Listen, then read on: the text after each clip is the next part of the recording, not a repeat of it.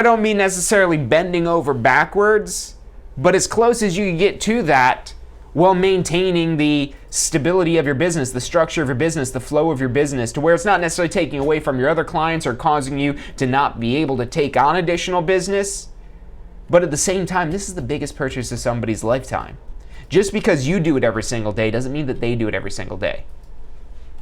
And so the whole point of all this here is just to help you really put yourself back in the consumer's shoes. Especially if it's been a while since you've gotten your real estate license, since you've been a consumer on the flip side of you being a buyer or seller of a piece of real estate and not having any knowledge about that. Think of those shoes that they're in, and the stress, the anxiety, the fear, the unknowns, all these things that are going on that client is worried about. And if they feel like you're being negligent, if they feel like you've got too much going on where you can't make them a priority, guess what's going to happen? They're going to go find somebody who will make them a priority. Why? Well, we could really sum that up as the relationship. The relationship that you had with that client was not perfect. And they rarely ever are perfect. But we want to try to make them as perfect as they can be. And part of that is, let's define, okay, what does this perfect relationship look like? Does that mean that they like everything that you say? No. That's actually a very bad relationship, because if they like everything it is that you're saying, maybe you're not giving them all the information they need, because sometimes we have to be the messenger that we don't want to be. We have to sometimes deliver bad information that they're not going to be happy or excited about. You know, say this is a seller and we get an offer in way below the listing price. We've got to present that to them. It's only so good we can make that lowball offer sound. So it's not about always saying the right things. It's not about always having the right situation. You will not be able to control everything. And the faster you're able to succeed is going to be based upon how quickly you're able to identify the things you do have control over versus the things you do not have control over. Because when you realize the things you don't have control over, such as a buyer submitting a lowball offer, you don't necessarily have any control over that. But what you can control is how you respond, how you react, how you present that information. That's what you can control. You can't change the fact that offer is so low. But you can. There are choices you have to make as to now how you respond to that information. How do you present that to your client? How do you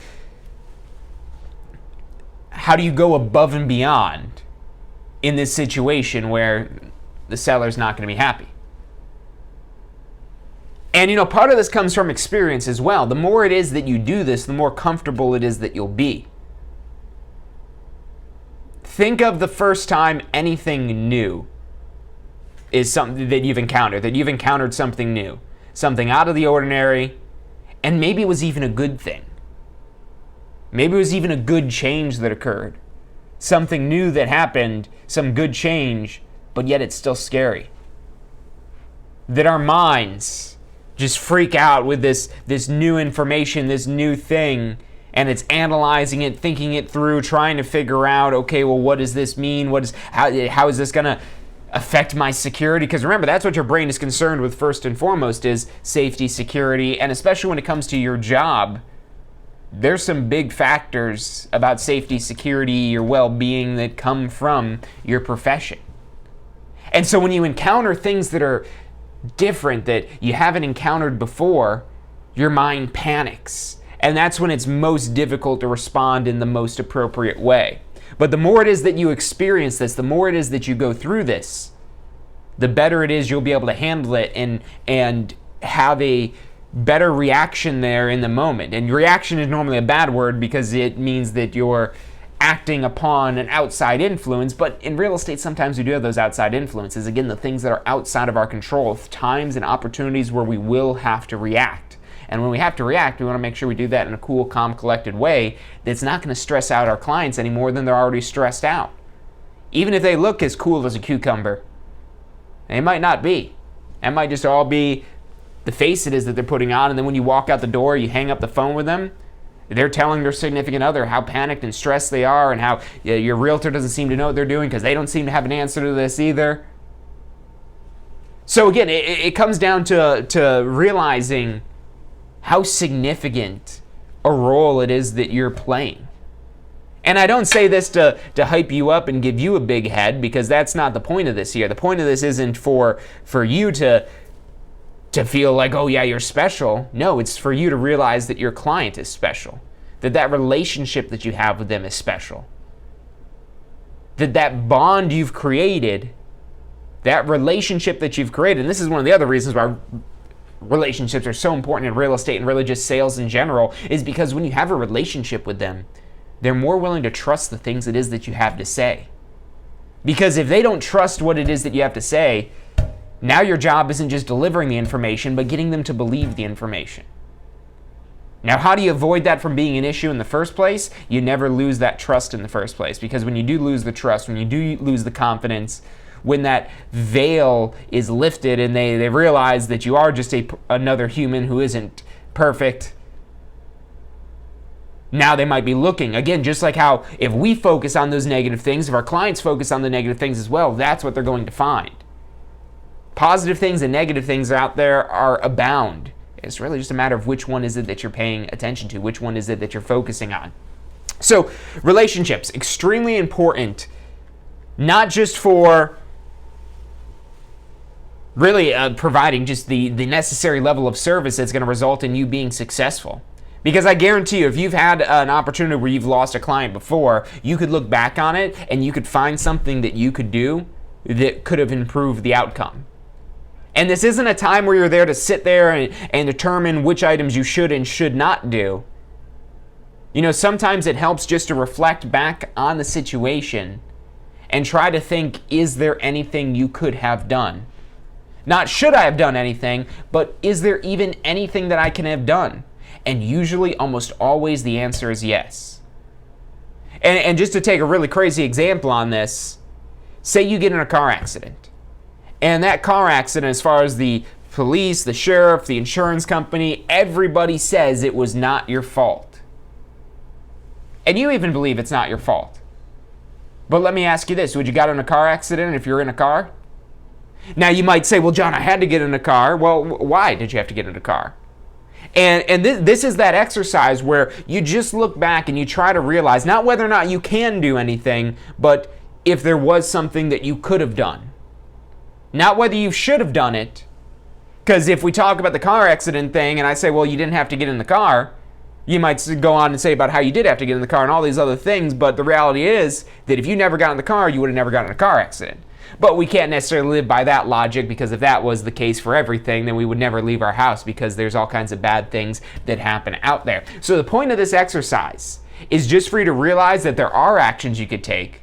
Because sometimes when we're so focused on it's not our fault, it's this person's fault, it's that person's fault, it completely blinds us from being able to understand what we could have done to make an impact on the outcome of that scenario. Because if we were able to make an impact on the outcome of that scenario, and it really didn't take too much out of our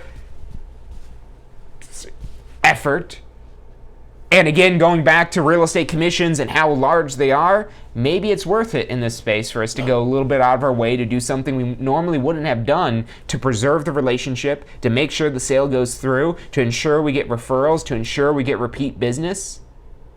This all stems from, should I do that? Should I tell them this? Should I pick up the phone and make that call and bring this little detail? Should I go above and beyond? It sounds a lot, when people say go above and beyond, oh my God, go above and beyond what? Go what? Go to space, go to Mars, go to Pluto, go to another universe?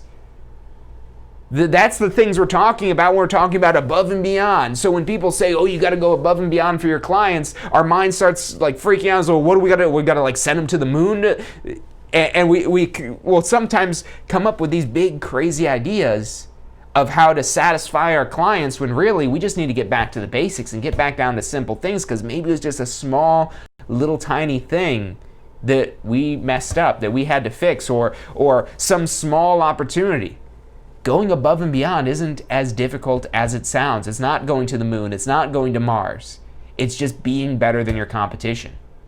And depending on your market, the bar isn't quite set that high, in my opinion. That if you look at the quote-unquote average real estate agent out there, it's not hard to beat them. If you've worked with a real estate professional in the past, maybe you personally, I've met tons of agents who got their real estate license because of the neglect of a past agent. Because of them encountering firsthand an average or below average real estate professional that they said, I could do better than this. And usually the catch is, this is the catch that brings them to us when they're already having these thoughts of, I could do better than this, but then somehow their agent still gets the job done and they get paid thousands of dollars and they're like, well, I could have did better than that, and they just got paid $10,000 and that's all they had to do for that. They didn't even do a good job and they got paid $10,000. Look, real estate so it's only as difficult as you make it. You are ultimately in control in real estate. Now, being in control and being able to take your real estate career where you want to is a different story. You might be the captain of the ship, but if you don't know how to steer the ship, if you don't know how to go forward and backwards, if you don't know all the crazy stuff about the ship, what's going to happen to your ship? It's going to sink. So it's not just a matter of being in control, but knowing which direction to go, where to steer your ship, how fast to go, in what direction, and knowing the steps. And that's what we're here to do. We're here to help you through that process. And it starts with your pre-licensing course where you're going to learn the laws and rules to keep you legal and make sure that you're not going to lose your real estate license. But that's not the end. You've heard me talk about post-licensing previously and how important that is to take that as soon as possible, because with your post-licensing course, that's where you get into these real-world topics. That's where you're starting to learn how to drive the ship and really how to drive that ship in an efficient way and drive the ship in a way that doesn't rock your passengers all over. Versus your pre-licensing course is just learning the laws of the road, or the sea, I should say. This channel, we're probably getting way too deep into this analogy here, unless like you've studied some sort of maritime science. The little channel markers and all the other stuff, you're learning all the laws and rules. That's your pre-licensing course. It's like, let's talk about learning to drive. Most of us have a driver's license, so learning to drive. What you need to do to get your driver's license is demonstrate that you know how to not break the law. That doesn't mean that you're going to win the Daytona 500. It means you know how to stop at a stoplight. It means you know how to stay in your lane.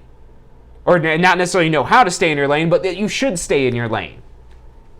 That's what you're demonstrating to get a driver's license, and that's really the equivalent of getting a real estate license, is you're demonstrating that you know the rules. And the rules are a great start, but I bet you if people had a requirement to take a driving course of how to become a better driver, not just how to get a driver's license, not just how to obey the laws of the road, but how to be a better driver, I guarantee you there'd be less accidents out there.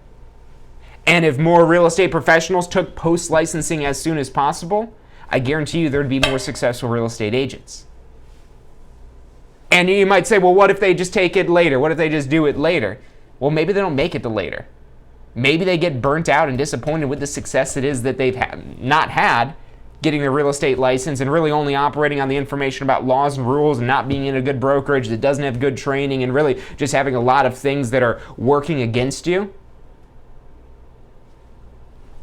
I know they were getting a little off topic here because the whole episode here is about relationships, but that's also another relationship it is that you'd have is with your broker.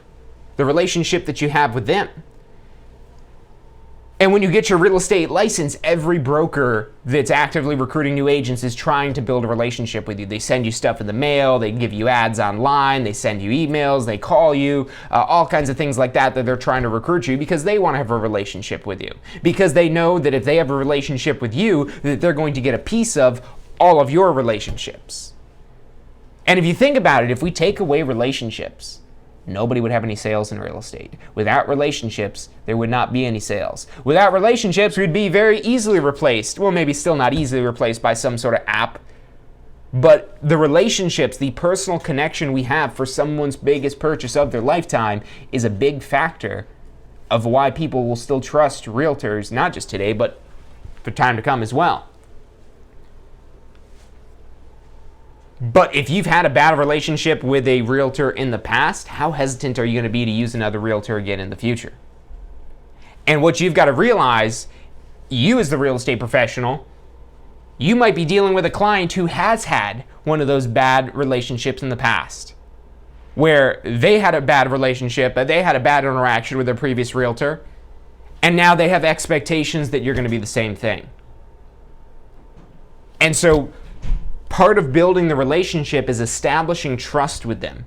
Establishing trust so that way when you give them information that they're not necessarily doubting you or fact-checking every little thing it is that you said. Because now all of a sudden that's going to slow down the process, it's going to make them seek second opinions, it's going to make your job a lot more difficult. So if right from the beginning you could build a strong relationship, start with a strong relationship, maintain that strong relationship. You know, if we talk about relationships and we're talking about past clients, when was the last time you contacted one of your past clients? And are you doing it regularly? Are you doing it systematically? Are you contacting your past clients on a regular basis so that way they don't forget who you are? Because if they forget who you are, it doesn't matter how great your relationship was. What matters now is what your relationship is. And if you have not contacted with them, you don't have a relationship anymore with them. And when you don't have a relationship, you're not going to be who they think of when they have potential business. When they have a friend or family member that needs a realtor, they'll say, oh yeah, we had that one realtor. He was really good, but I can't remember his name. Yeah, we'll probably just check Google or go on Zillow. That's where we found him. Oh, it goes $10,000, $15,000, $20,000 right out the window for you. And all you had to do is just maintain that relationship. And there's a lot of ways you could do it. It's not just the personal communications. It could be from email newsletters, little mailer things that you send out, just things that you do to have a presence in their life. And the trick is, you usually got to go on with this for 5 to 7 years before they're thinking about buying and selling again. Because according to the National Association of Realtors, the average time span that somebody owns their home for is about 5 to 7 years. So 5 to 7 years is what you could kind of count on for when they're probably going to be ready to sell again. Maybe a little bit sooner than that. Maybe it takes a little bit longer than that. So that's looking at that. That's a long time to maintain the relationship. But I bet you 5 years from now, when you look back on it, and you just close their second deal and you help them sell as well as buy the next home, so you've made more than double what you made previously off of them, I bet you're going to look back and say, hey, good job following up with them. Good job maintaining that relationship. Good job getting all those referrals along the way that helped us stay the course towards this repeat business. And then what are you going to do? You're going to do it all over again, because in another 5 to 7 years, they're probably going to need another house. And across those 5 to 7 years, you try to gain more referrals. And you start to really build out a pyramid under you where you're the solution, and you're building this pyramid under you of all your past clients it is that you've helped. And you're now tapping into all of your past clients' relationships as well. Their friends, their family members, in addition to your friends and your family members. And this method of growth, it's slow to start. It is very slow to start. It takes a while to work by relationship, to build a relationship-based business. That takes time. Relationships take time. But the more time you invest into building relationships and maintaining those relationships, when you start to catch some momentum, your business is going to grow very quickly. Because as you start to effectively tap into your past clients' spheres of influence, their friends and family members of your past clients, then they become clients. And now you've got more clients to tap into more sphere of influences with, and you can imagine how this grows and spans out, again, kind of like a pyramid. It all starts with 1 or 2 people that you're working with, and those 1 or 2 people know 1 or 2 people, and those 1 or 2 people know 1 or 2 people. That's absolutely possible. It's not going to happen automatically, though. It won't happen unless you put intentional effort into building, strengthening, and reinforcing those relationships. So relationships, extremely important in real estate. That's really the name of the game when it comes to real estate, and a lot of different sales for that matter, but especially real estate, is that it's all about the relationship. There's no hard sell in real estate either, typically. We're not saying, hey, you got to buy this house here. This house is better than all the other houses. It's like, yeah, there's this house, but we've got that other house down the street, or there's that one over there. Really, any house it is that you want to buy, I'll help you buy it, because I'm just a broker. I just broker deals. And even if you're a real estate sales associate, you work under a broker, and your job is to broker deals between independent buyers and sellers. So it's not that you have to sell them this house, it's just you have to sell them a house. You sell them a house, you get paid a commission. That's it. It's easy as that. The relationship, that's the part that takes more conscious effort. But if you put that effort in, it will pay you back 1,000,000 times over, I promise you. So look, that's about all the time it is that we've got for today. So if you're ready to get started with a real estate career, or maybe you've already got your real estate license and you got to take post-licensing, or maybe you're ready to take the next step and start your own real estate brokerage and you're ready to upgrade your license to a broker, we have the courses. We have the courses classroom, live stream, on-demand online courses, and there's some pretty good courses. If you're a past student of ours, you'll know what we mean by that. So call us up, 813-333-2676. Again, that's 813-333-2676. We have advisors standing by to answer any questions that you have, to assist you in any way it is that we can. Again, remember, ultimately at the end of the day, our success is your success. The way we have built Tampa School of Real Estate the level it is today has been through relationships with our past students. So that way, when you start your successful real estate career and you have somebody asking you how to do that, you send them our way. So the same way we operate our business is the same way we teach you to operate your business as well. And trust me, it does work. So call us up. Let us help you with that, 813-333-2676. You also check us out online at tampaschool.com. It's about all the time we've got for today. Thank you guys for tuning in, and I'll see you next week.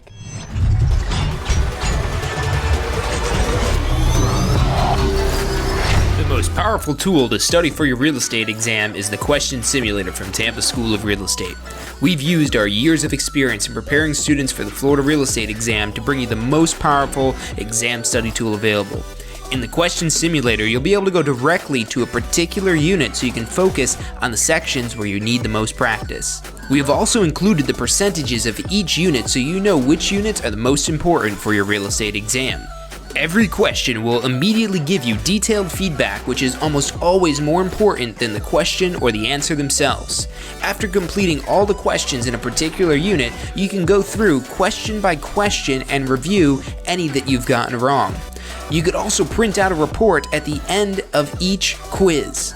The Question Simulator from Tampa School of Real Estate is 100% mobile compatible, so you can practice with test questions anywhere you have your phone with you. Enroll now at questionsimulator.com and get ready to pass your exam.